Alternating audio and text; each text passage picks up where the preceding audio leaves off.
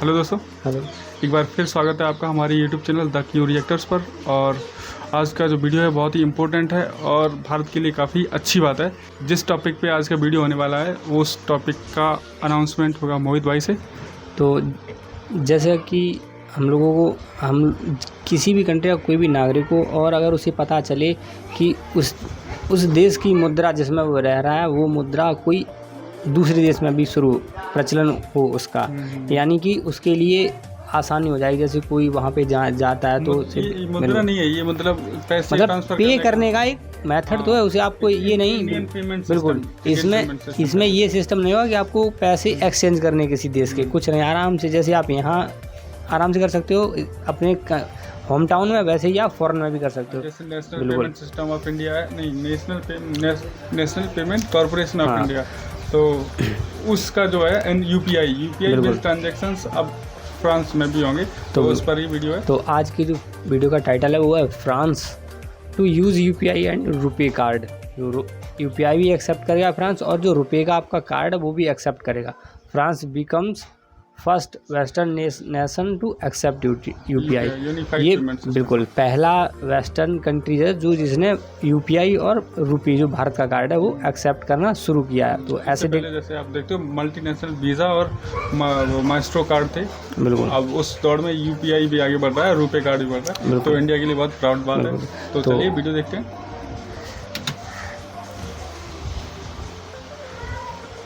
नमस्कार and welcome to world affairs. मैं Prashant Dhawan. So UPI Europe तक पहुंच चुका है। फ्रांस पहला यूरोपियन कंट्री बना है और मैं एक्चुअली सरप्राइज हूं। मुझे लग रहा था कि रशिया पहले एक्सेप्ट करेगा यूपीआई को, मगर फ्रांस रशिया से आगे निकल चुका है और एक एमओयू इन्होंने साइन कर लिया है। बहुत जल्द इंडियंस आराम से यूपीआई में ट्रांजैक्शंस कर पाएंगे in the country of France. और ये बस शुरुआत है। आप देखोगे फ्रांस के बाद यूरोप में बहुत सारे और देश हैं, वहां पर भी यूपीआई एक्सेप्ट कर लिया जाएगा। यहां पर आप देख पाओगे आर्टिकल है, you soon will be able to use UPI in France. इसके अलावा रुपए कार्ड को भी यहां पर एक्सेप्ट करने की बात की जा रही है। और ग्लोबली आप अगर देखें तो already Bhutan, Nepal, Malaysia, Singapore और यूएई, इन सब कंट्रीज में आप यूपीआई यूज कर सकते हैं। फ्रांस इसलिए मैं यहां पर कहूंगा इंडिया के लिए स्ट्रैटेजिकली इतना इंपॉर्टेंट है कि पश्चिमी कंट्रीज में से, ना सिर्फ यूरोपियन कंट्रीज, पश्चिमी दुनिया से पहला देश है फ्रांस जिसने कहा है कि हम यूपीआई को एक्सेप्ट करेंगे अपने पेमेंट सिस्टम में। नाउ इसका इंपैक्ट इंडिया फ्रांस रिलेशंस में कैसे होगा, इसका बेनिफिट इंडिया को कैसे मिलेगा, डिस्कस करेंगे इस वीडियो में। मगर आगे बढ़ने से पहले आपसे क्वेश्चन पूछूंगा। क्वेश्चन यहाँ पर यह है कि इनमें से कौन सा देश है जिसने हाल ही में एक बहुत ही बड़ा फ्यूचरिस्टिक प्लान रखा है दुनिया के सामने कि क्यों ना हम एक सोलर पावर प्लांट बना दे सूर्य के आसपास और उसके बाद एनर्जी वापस हम बीम करेंगे धरती की तरफ। ये एक जेन्युइन प्रपोजल है जिस पर ये कंट्री काम करना स्टार्ट कर देगा कुछ सालों में। तो ये है यहाँ पे आपकी option, USA, China, India, France. Comment section में करिए उत्तर, सही आंसर आपको मिलेगा वीडियो के एंड में। और जो लोग सही आंसर करेंगे मैं पूरी कोशिश करूंगा कि उनकी कमेंट को हार्ट भी दे दूं। ना पिछले फाइनेंशियल ईयर में आप अगर देखो तो एक रिमार्केबल चीज हुई थी। रिमार्केबल बात यहां पर यह हुई है कि जो टोटल ट्रांजैक्शंस होती है सिर्फ यूपीआई के अंडर, बाकी और तो डिजिटल ट्रांजैक्शंस हमारे यहाँ बहुत सारी होती है, मगर सिर्फ जो यूपीआई के अंडर ट्रांजैक्शंस होती हैं ये $1 ट्रिलियन के मार्क से भी आगे निकल गई। ये एक ऐसी फिगर है जिसने दुनिया को शॉक कर दिया था, क्योंकि इससे ये पता लगता है कि भारत की इंटरनेट इकोनॉमी बिल्कुल 2030 तक $1 ट्रिलियन के मार्क तक पहुंच जाएगी। एक्चुअली सरकार तो यहां पर कह रही है कि ये $1 ट्रिलियन का मार्क आराम से 2025-26 के आसपास भी हो सकता है। That is possible as well. तो overall as a consumer market India एक जायंट बन चुका है। और ये सिर्फ मैं नहीं कह रहा एज एन इंडियन, ये मेरी ईगो नहीं बोल रही। रिसेंटली व्हाइट हाउस के स्पोक्समैन नेड प्राइस ये मीडिया से वार्तालाप कर रहे थे। एक जर्नलिस्ट ने बार बार सवाल पूछा कि इंडिया को आपने क्वाड में भी डाल रखा है, इंडिया के साथ एक और ग्रुप बना दिया अभी जहां पर इजराइल, यूएई और यूएसए खुद है, इंडिया को हर जगह इंक्लूड क्यों कर रहे हो, इंडिया से क्या मिलता है हमको, what is so special about India. ये लिटरली एक जर्नलिस्ट ने पूछ लिया। इसके जवाब में मैं नोटिस कर रहा था व्हाइट हाउस के स्पोक्समैन का पहला रिप्लाई ये था, India is a huge market, it is a humongous market. उसके अलावा उसने ये भी ऐड किया कि इंडिया बहुत सारे इंपॉर्टेंट प्रोडक्ट्स भी मैन्युफैक्चर करता है, मगर पहला जवाब था कि इंडिया मार्केट अब इतनी बड़ी बन चुकी है और जो डिजिटाइजेशन हो रही है, जो यूपीआई अब लोग यूज़ करना स्टार्ट कर रहे हैं, इससे इस मार्केट का एक्सेस ग्लोबल कंपनीज भी आराम से ले पाएंगी। तो इंडिया की इंपॉर्टेंस इंटरनेशनली बढ़ती जा रही है। भारत सरकार को इससे काफ़ी पावर मिलती है क्योंकि इन दी एंड इस बड़ी मार्केट का एक्सेस तो भारत सरकार ही प्रोवाइड करेगी ना। मैं चाहता हूं जो एक छोटी सी वीडियो है ये आप देखिए, इससे आपको एक्चुअली पता लगेगा कि इंडिया की ग्रोइंग मार्केट का इम्पैक्ट ग्लोबली कितना बड़ा होता है। Specifically, what does India bring to the table in this group? What do the Emirates bring to the table in this group? What does Israel, other than being the host of this? India, of course, is a massive market. It is a massive consumer market. It's a massive producer of high-tech and highly sought-after goods as well. So there are a number of areas where these countries can work together, whether it's technology, whether it's trade. और India आज के समय ना सिर्फ अपनी market बड़ी कर रहा है, आपने ध्यान से सुना, इन्होंने यहाँ पर ये कहा है कि India is a huge market. India बहुत ही सॉट आफ्टर गुड्स भी बनाता है, जो गुड्स दुनिया चाहती है वो इंडिया प्रोड्यूस करता है। तो यहाँ पर इंडिया को और प्रोग्रेस करने के लिए इम्पॉर्टेंट ये है कि ट्रांजैक्शंस करने का सिस्टम और आसान बनाया जाए, और इसीलिए इंडिया ने रिसेंटली फ्रांस की कंपनी के साथ एमओयू साइन किया है, जिससे पूरे फ्रांस में आराम से यूपीआई ट्रांजैक्शंस हो पाएगी। बेसिकली क्या होगा कि जो इंडियन बिजनेसमैन फ्रांस जाते हैं तो वो वहां पर आराम से यूपीआई का यूज कर पाएंगे। कई जो टूरिस्ट जाते हैं फ्रांस में वहां पर यूपीआई का यूज कर पाएंगे। It will become very convenient for them. केवल एक महीने में 5-5.5 बिलियन ट्रांजैक्शंस, तो सारी दुनिया आज इसको देख रही है। तो आज फ्रांस की जो पेमेंट सर्विसेज प्रोवाइड करती है उस कंपनी के साथ एमओयू हुआ है।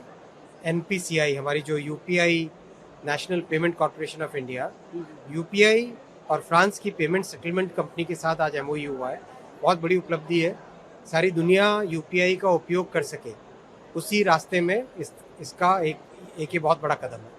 और बिल्कुल मैं कहूँगा ये एक मेजर स्टेप है, क्योंकि आपको समझना होगा फ्रांस ने भी जल्दी से इंडिया के यूपीआई को एक्सेप्ट क्यों किया है, क्योंकि इमैनुअल मैक्रोन के अंडर फ्रांस की एक नीति रही है। ये मैक्रोन ने खुद कहा काफ़ी बार कि मैं चाहता हूं कि फ्रांस ना यूके को रिप्लेस कर दे इंडिया के लिए as the gateway to Europe. क्योंकि हिस्टोरिकली आप देखो क्या होता था कि जो भी हमारे बिजनेसमैन हैं, बड़ी कंपनीज हैं, ये यूरोप में ट्रेड करने के लिए हेडक्वार्टर ऑफिसेज, जो भी मेन इन्वेस्टमेंट है, ये करती थी यूके में। रीज़न क्या है? एक तो देखिए लैंग्वेज समझ में आ जाती है, हम लोग इंग्लिश बोल लेते हैं, वहां पर इंग्लिश बोलते हैं। उसके अलावा रूल्स को लेकर, कानूनों को लेकर थोड़ी एक फेमिलियरिटी होती है। तो फ्रांस अब ये चाहता है कि चाहे लैंग्वेज का इशू हो, कोई और इशू हो, इन सब बाधाओं को पार करके फ्रांस एक्चुअली एक्सेप्ट करेगा इंडिया की इनोवेशन। इंडिया यूपीआई बनाता है, रशिया यूके से पहले फ्रांस उसको एक्सेप्ट करेगा। इंडिया रुपए कार्ड को प्रमोट करता है, आप देखोगे फ्रांस उसको भी एक्सेप्ट करेगा। और फ्रांस के बाद ही आप देखोगे जो आसपास के देश है, जैसे कि जर्मनी हो गया, उसके अलावा स्पेन है, बेल्जियम है, यहाँ पर इटली है, इन सब कंट्रीज में भी आप देखोगे यूपीआई की एक्सेप्टेंस बढ़ती रहेगी और इसका मेन रीजन होगा फ्रांस। और जैसे जैसे यूपीआई की इंटरनेशनलाइजेशन ज्यादा होगी तो आप देखेंगे इन कंट्रीज में भी कोई बड़ी बात नहीं है, इन द फ्यूचर लोकल्स भी यूपीआई का यूज करना स्टार्ट कर दे। क्योंकि ऑलरेडी मैं आपको बता दूं 777 मिलियन इंडियन कंज्यूमर शॉप्स है दुनिया भर में। इंडियन बिजनेसमैन हर जगह आपको मिलेंगे, इंडियंस हर जगह पहुंचे हुए हैं। यूरोप में लाखों की संख्या में इंडियंस हैं, यूएस में लाखों की संख्या में हैं, और मोस्टली इंडियंस आप देखोगे बिजनेस संभालते हैं यहाँ पर। तो ये एक बहुत ही अच्छा स्टेप है। और इसके आगे देखो मेरे ख्याल से नीड ये है कि इंडिया और फ्रांस जल्दी से जल्दी India European union trade agreement को फाइनलाइज करे, ताकि इंडिया फ्रांस का ट्रेड भी आगे बढ़े। ट्रेड देखकर मुझे दुख लगता है, फ्रांस के साथ अभी हमारा ट्रेड रफली $12.5 बिलियन के आसपास है। वियतनाम के साथ भी हमारा ट्रेड $15 बिलियन है। तो डेफिनेटली फ्रांस के साथ हमारा ट्रेड एटलीस्ट मैं कहूँगा 30 से लेकर $35 बिलियन होना चाहिए। This will only cement the relations we already have.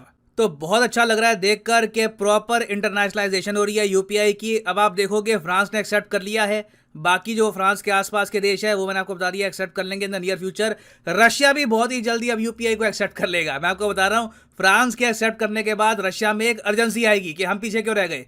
फिर उसके अलावा आप देखोगे ऑस्ट्रेलिया है, फिर जापान है, क्वाड कंट्रीज में मोस्ट प्रोबेबली सब लोग एक्सेप्ट करेंगे ही। यूएसए में हो सकता है कि कुछ रेजिस्टेंस आए, वहां पर मास्टर कार्ड वीजा, वो हो सकता है कि यूएस गवर्नमेंट को मैनिपुलेट करे कि अभी के लिए यूपीआई को एक्सेप्ट मत करिए। बट इवेंचुअली मुझे लग रहा है कि चाहे 1-2 साल लग जाए, यूएसए में भी आपको यूपीआई की एंट्री दिखेगी। नाउ वापस आते हैं अपने प्रश्न की तरफ कि हाल ही में किस कंट्री ने प्रपोज किया है futuristic plan to launch solar powered plant in space. तो सही उत्तर इसका है option B, China is the right answer. China ने कहा है कि हम लोग एक space based solar power plant बनाएंगे जो सीधा बीम करेगा एनर्जी बैक टू अर्थ। एक रेवोल्यूशनरी आइडिया है। देखते हैं कि ये कैसे इसको आगे कंसेप्चुलाइज करते हैं और इस प्रोजेक्ट की कॉस्ट कितनी आती है, क्योंकि कॉस्ट के बारे में अभी किसी को पता नहीं है। तो जैसा कि हम लोगों ने वीडियो में देखा, वीडियो काफ़ी इंटरेस्टिंग था और ये हम लोगों के लिए बड़ी प्राउड की बात है कि इंडिया की जो पेमेंट सिस्टम है वो अदर कंट्री में भी एक्सेप्ट किया जा रहा है आसानी से। जो कि वहाँ जाने वाले टूरिस्ट हैं और बिजनेसमैन वगैरह हैं तो उन्हें करेंसी चेंज करने की ज़रूरत नहीं पड़ेगी। बिल्कुल वे लोग आसानी से पेमेंट कर सकते हैं थ्रू यूपीआई।